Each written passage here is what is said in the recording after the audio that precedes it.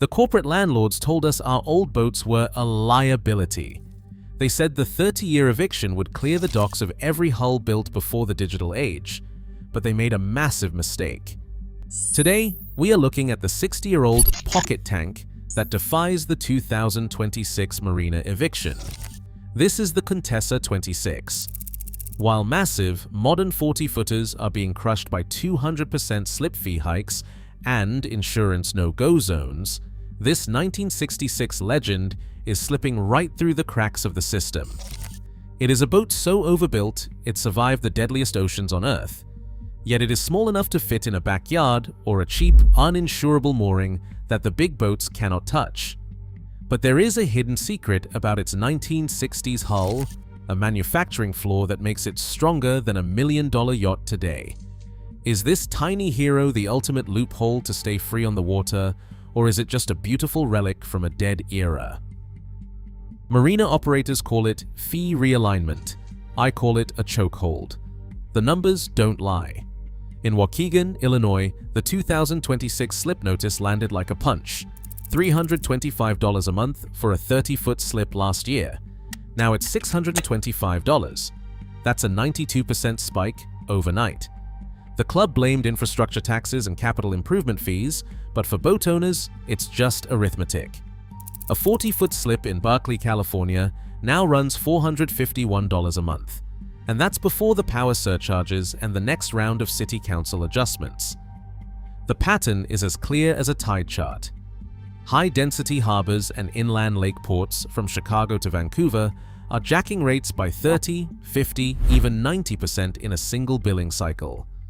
In the UK, the Harbour Masters Association minutes show a 20 to 30% target hike every 2 years for slips over 35 feet. On Canada's Pacific coast, average slip fees have soared 58% in just 2 years.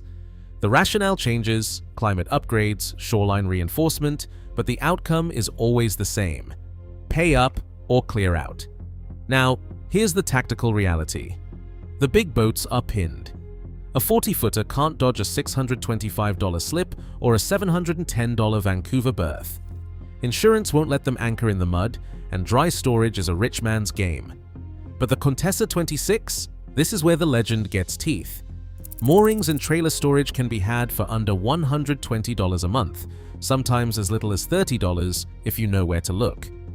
A slip costs 4, 5, even 10 times that. The Marina Noose tightens for the wide-beam cruisers, but the pocket tank slips right through. That's not nostalgia, that's a loophole you can bank on, written in the black and white of every rate table from Berkeley to Waukegan. The math is brutal, and it's the little boats that survive. Clause by clause, the eviction machine does its work. The 2026 lease addendum from Waukegan reads like a threat. Any vessel over 30 years old or longer than 45 feet, and the marina reserves the right to double your slip fee, 200%, with 30 days notice. No appeal, no negotiation. Newport's Harbor Commission sharpened the blade even further, sending formal eviction notices to every boat older than 25 years. The language is clinical: maximize revenue, meet environmental compliance, clear the docks. But for owners, it lands as a sentence.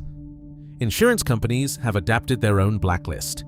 The letter arrives in a plain envelope stamped with the carrier's logo. Inside, the message is cold, coverage declined, it exceeds their risk matrix.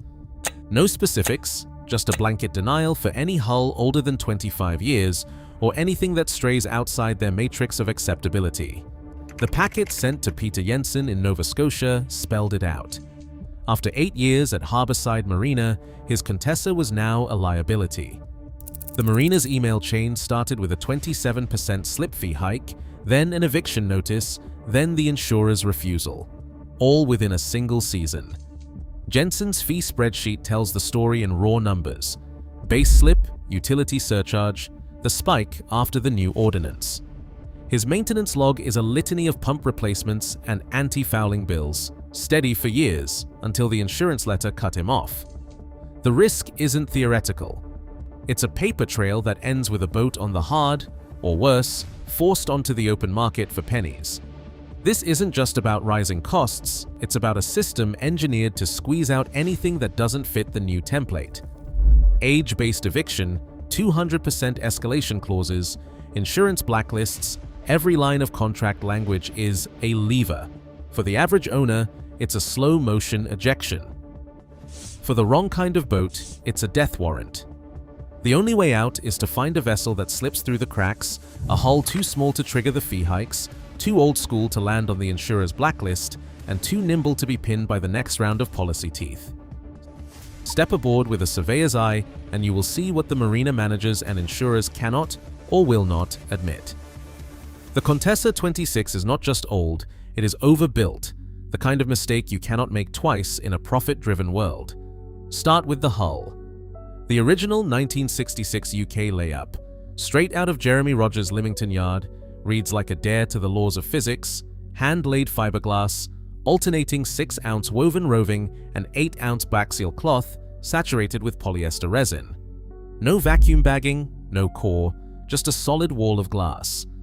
In the high-stress zones, in the keel, the stem, and the belly of the hull, builders stacked layer on layer until the bottom swelled to nearly 2 inches thick.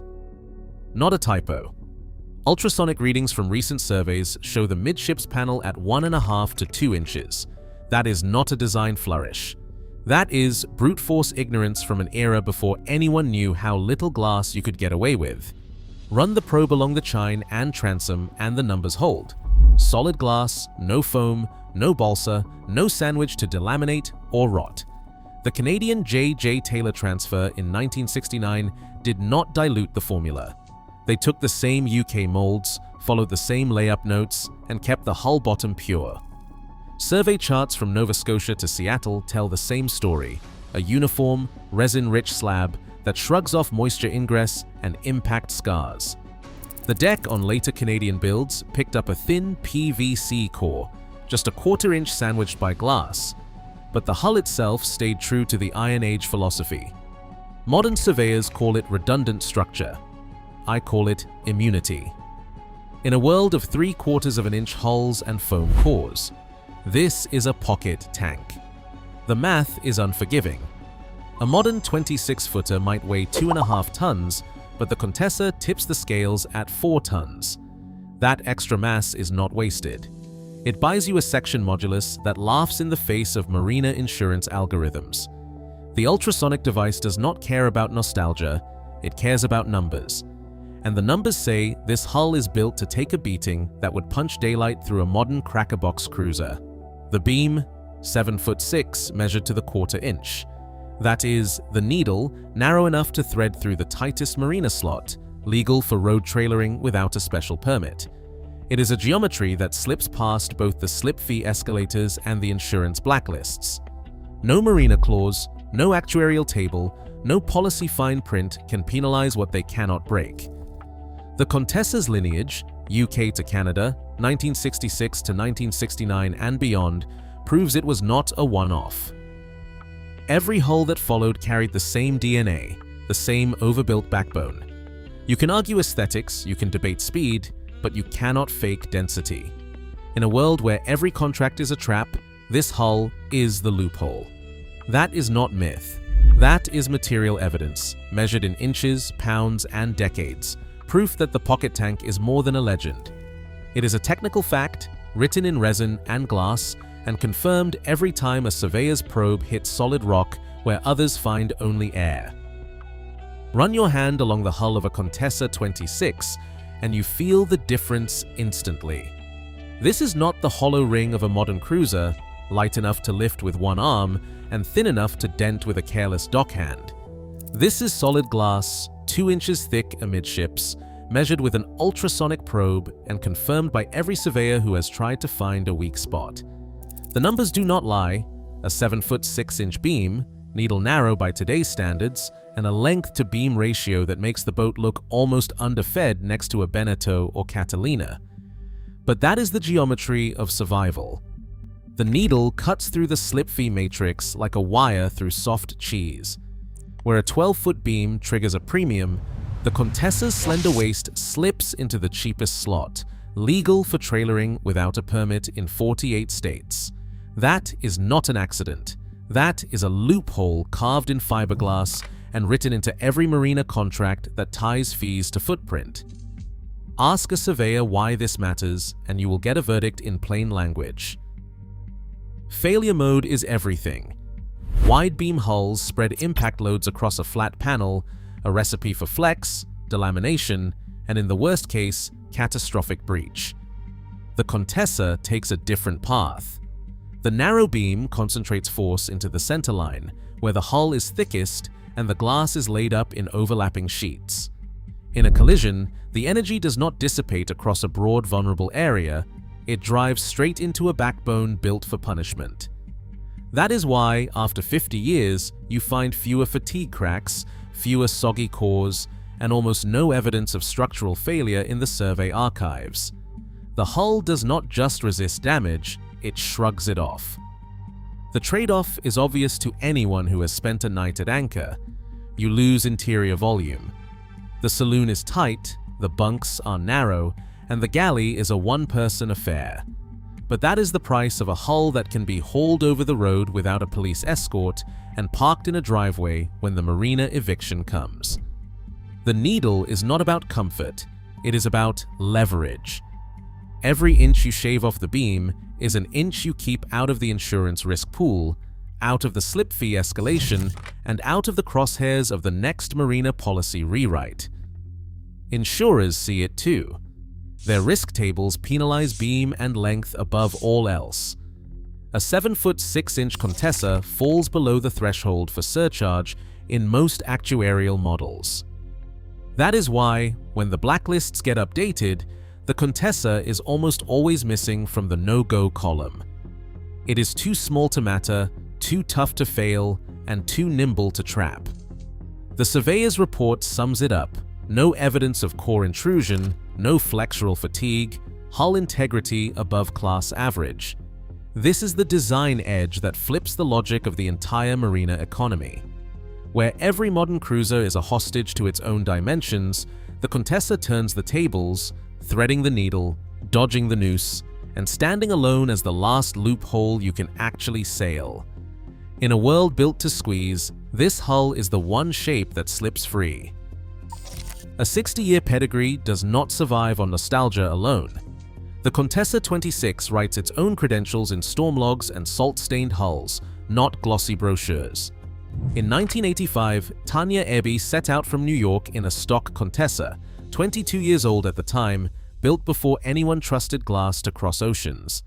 Her circumnavigation was not a stunt, it was a stress test.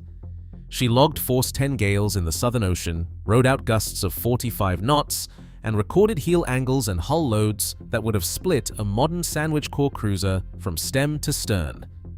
Her logbook, now digitized in the National Maritime Museum's archive, reads, "Hull felt like a steel sleeve, no flex, no breach, no drama." That is not an advertisement. That is survival data, written in the margins by someone who had every reason to doubt. In June 2024, Sofia Martinez pointed her 2015 Canadian-built Contessa 520 into a North Atlantic low. Her GPS log shows a track line that runs straight through the core of a 40-knot system. No detour, no safe harbor.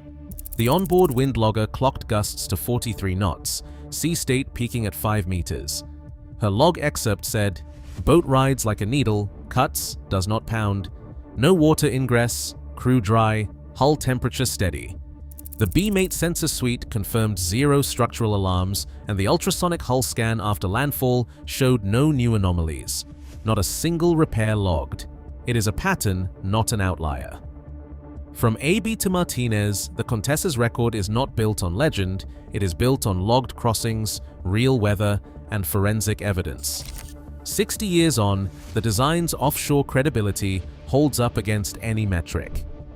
Where modern hulls chase comfort and volume, the Contessa's DNA proves itself when the barometer drops. This is lineage you can measure, storm by storm, passage by passage, survivor by survivor. A modern hull, thin as a soda can, takes a glancing blow on a rocky shoal, and the yard hands start writing 6-figure numbers before the surveyor has even zipped his bag. Salvage alone, hauling, blocking, prepping for a new laminate can run $25,000 for a 40-foot boat. That's before you touch the actual repair. Insurance adjusters know the script: hull breach, core intrusion, moisture readings off the chart, and suddenly it's a write-off. Payouts spiral, premiums spike, and every owner downstream gets hit with the bill. The marina's only answer is to tighten the blacklist and double the fees. Now, run the same incident with Contessa 26. A grounding that would gut a foam core cruiser. Leaves a mark, a gouge, maybe a scar, but the solid glass hull shrugs it off. The invoice tells the real story. In 2024, a Nova Scotia owner logged a repair after a hard grounding. $2,200 for glasswork, $600 for paint. No surveyor called for a salvage crane. No insurance claim was denied. The yard's note said, "No core damage, laminate intact, cosmetic only." That's the math the ocean's invoice crowd lives by. When the hull is 2 inches thick amidships, you pay for a patch, not a resurrection. Over 60 years, the Contessa's repair logs stack up with the same refrain: impact, inspect, repair, sail. The numbers never balloon into bank-breaking territory. While the big boats drown in paperwork and salvage liens, the pocket tank just keeps moving, immune to the financial death spiral that haunts modern hulls. In a world where every scratch is a potential write-off, this old design is the only asset that refuses to hand the marina or the insurer a blank check. Mike and Laura Henderson don't pay a slip fee. They don't need a marina's blessing or its mercy. Their Contessa rides a Class 2 trailer, registration stamped by Nassau County, weight just under the 5,300-pound cutoff. The beam is 7 feet 6 inches, a figure that matters more than any brand name, legal width for every state line east of the Rockies. The Henderson's permit file is 2 pages, a template any owner can download, fill out, and file for $20 at the county clerk's desk. No brokers, no insurance riders, no annual lease. When spring comes, they hitch up, drive to the public ramp, and launch in under an hour. The launch log, signed off by the local fire chief, is a formality. The real victory is never seeing a slip invoice, never fielding a marina eviction notice. That is checkmate, no dock, no noose, just open water and a loophole you can tow home. There is a reason the Contessa 26 is called the loophole you can sail. Start with the mooring math. Public moorings in low-traffic harbors run $30 to $50 a month, sometimes less if you're willing to anchor out or share a community buoy. Compare that to a $625 slip fee. Suddenly, the savings are not theoretical, they are a monthly reality. Driveway storage is even leaner. Counties from Maine to Oregon list trailer permits at $20 to $40 a month, no marina manager, no eviction clause, no surprise surcharge. Insurance? The checklist is short and brutal. Under 27 feet, built before the composite craze, no claims in the last 5 years, and you are still insurable with specialty carriers who know the hull. The big boats need underwriters and marina alliances. The Contessa just needs a legal trailer and a clean record. That is not just cutting costs, it is locking in freedom, one loophole at a time. In 2026, the marina noose tightens, slip fees spike, insurance blacklists expand, and wide-beam hulls choke on their own complexity. But Contessa's Iron Age hull, 2 inches of unknown strength, threads the needle, slips the traps, and makes its own rules on land or sea. Sovereign assets aren't built anymore. They're inherited, defended, and sailed by those who refuse to kneel. The system can't evict what it cannot grasp. Share your tactics below.